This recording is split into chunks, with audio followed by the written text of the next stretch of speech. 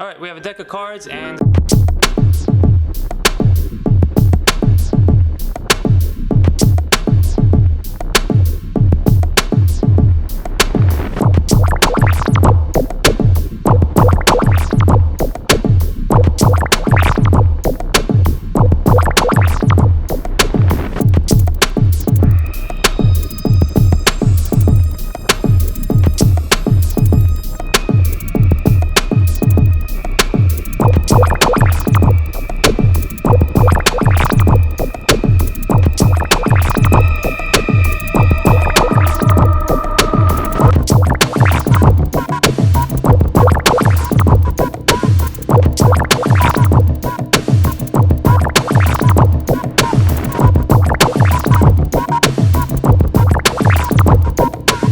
Pandrea here, what's going on?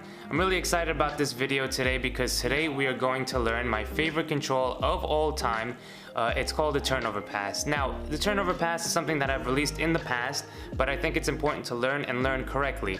We're gonna learn the move in 3 easy steps and figure out why it's important, why you should use it, and why it's my favorite control of all time. So, let's take a look at the turnover pass, how it looks, learn it, and then go out and blow some minds.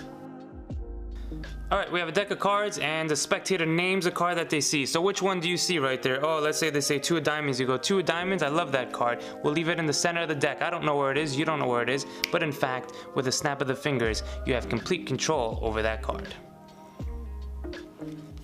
Okay, before we get into the actual technique of the turnover pass, I want to go over a few things psychologically when doing this move. Now, there's a few ways to do it. As you may or may not know, this is part of the invisible control category where it looks like nothing is happening, and in fact, all you're doing is turning over the deck. Now, before we get into it, I want to explain one thing.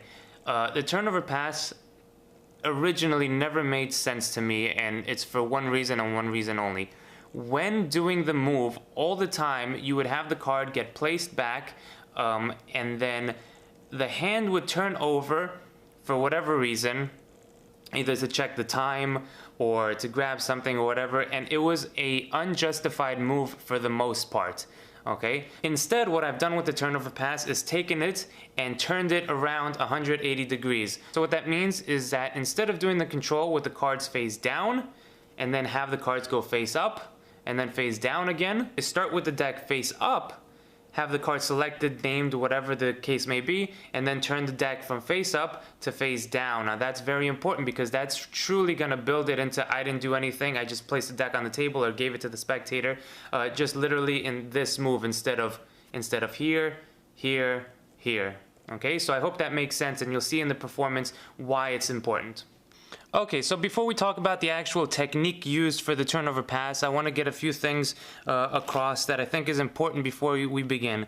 Like I was saying, instead of going from face down to face up and then back to face down, because this is the starting position of how every trick starts, right? You have a card selected, you place it back into the pack, and then you're in this situation. The deck is in your hand and you're ready to find the card or whatever you do, okay? So we always have to get back to this situation. Now, instead of going from here, doing the move, right, originally how it was, or like turn over, do the move, and then your hand has to turn over, there's a lot of room for flashing, and then you turn your hand back over.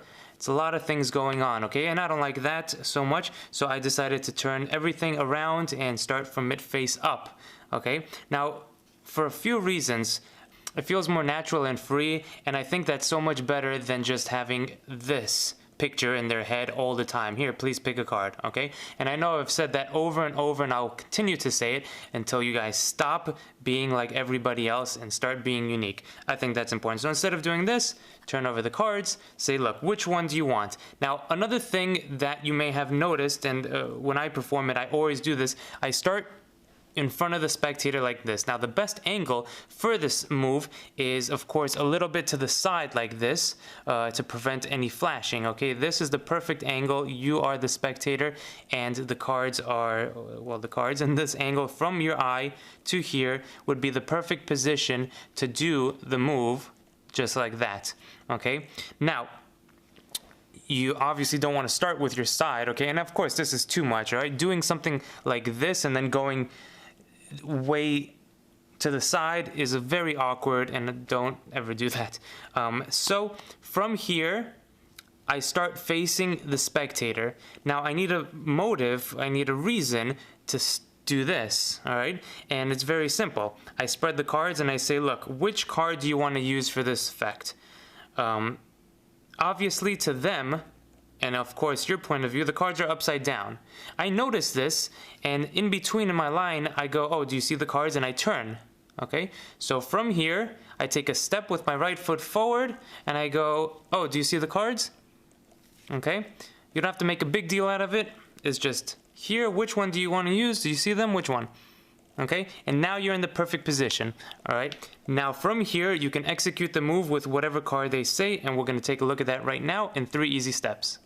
Okay, so the first thing is you're going to need to get a break underneath the card that they name. So once you spread the deck, just like this, they're going to name a card. Let's say it's the 10 of clubs. You're going to catch a break underneath. Now it's important not to get your break as soon as they name the card, okay? Because this is how it's gonna look if that happens. They name the card, you move, right? This is a very awkward situation, and it can look weird when they name a card and then you do one of these things, right? And it's pretty obvious you're doing something, okay? So you wanna look as natural as possible. So I wait, okay? My pinky touches the back of the card, but I don't push up all the way. And also the other reason is that once you square up the deck, and if you get a break like that, look what happens, okay? This is very nasty. I hate this. I feel like vomiting when I see this.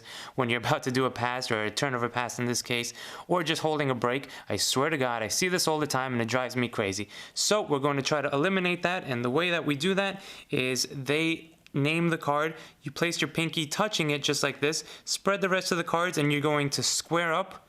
And don't get that break just yet. Look, the pinky's not pushing up. There is nothing to see on this side, and you should be good, okay? Now from here, you're going to push up on the break only when the hand comes over, okay? So as the hand comes over, that's when you push up, and you're not even gonna maintain that break for a long time. What you're going to do is you're going to automatically go into step number 1. Okay, so this is the setup for it. Now for step number 1. Step number 1 is going to be tilting this packet down like that, because basically what's going to happen is this packet is going to rotate from face up to face down, and so is this packet is going to also rotate from face up to face down, but they're going to do it like that, okay? So you're essentially invisibly cutting the deck, all right, just like that. All right, so from here, the break, you're going to start by dipping your hand down. All you have to do is literally this with your hand. That's it, okay? This is a very easy move if you put the 3 steps together, all right? From here to here, okay? I doubt that's hard, all right? Literally, you're just dipping just like that, all right? Second move, all right? So once that dips, the second move is going to be turning this around. All right, so all you're doing for that is just this, all right? Again, not a hard move. Your first finger is here, turning it around like that, all right? From here to here, all right? And you're gonna do that almost at the same time, all right? Boom, boom. Instead of doing this and you're waiting and then doing that, there's a lot of room for flashing. The packets are apart, and this position, you don't wanna be held in this very confined position for a long time. Number 1, I dip down until it makes like a T position, okay? This is the letter T, keep that in mind. Once that T starts, you can start pulling this packet. Now in the beginning, you're gonna see that they start hitting each other. This is a good sign. That means you're doing it tight. Tight is good, loose is bad. You could take that however way you want. Tight is good. Tight, touching each other, dip down until it makes the T. Then I start to turn so I know that it clears. And then step number 3 is, I think, the most important one, because from here, a lot of people, they would turn their hand over, okay, for cover, or they would, oh, let me check my watch, or move something, or, you know. My opinion is I don't like that. You do what you want, but from here, I get my break. As my hand comes here, I dip. You see, I dip. And now I start to turn this, 1, 2, and now for the last move, my fingers of the left hand will push up the packet until it reaches the nails, okay? So you could feel your nails on there. So 1, pull, and then push up until it gets to the nails, so that the cards are in the same position of when they started. They start on this platform, move is done, you pull, you push up, and it's the level, right? It's the same level. All right, so that's important. So again, really quickly, I get my break. Actually, I just put my pinky, I get my break as the cards close and my hand comes here. That's when I push up, my hand dips down. You can see that dip like that. My first finger, after it makes that T, starts to pull. And now, at this position, you're gonna push up until it reaches the nails. And now you can take it into the right hand, place it onto the table.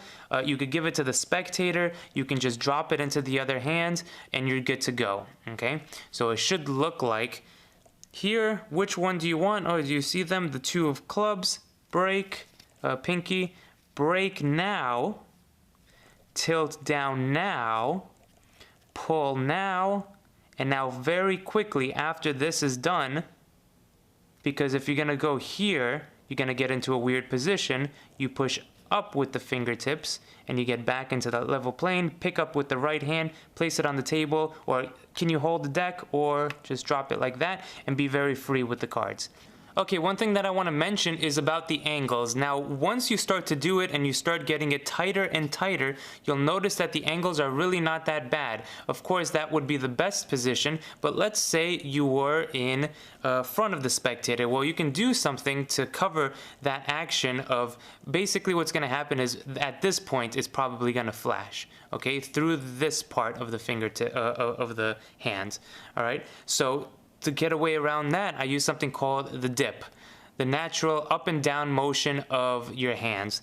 Now, this happens all the time in Magic, and I think it's important to use to your advantage. So, for example, if I have my hands and I'm here, it's natural. If I place my hands higher, okay, now I have room to relax.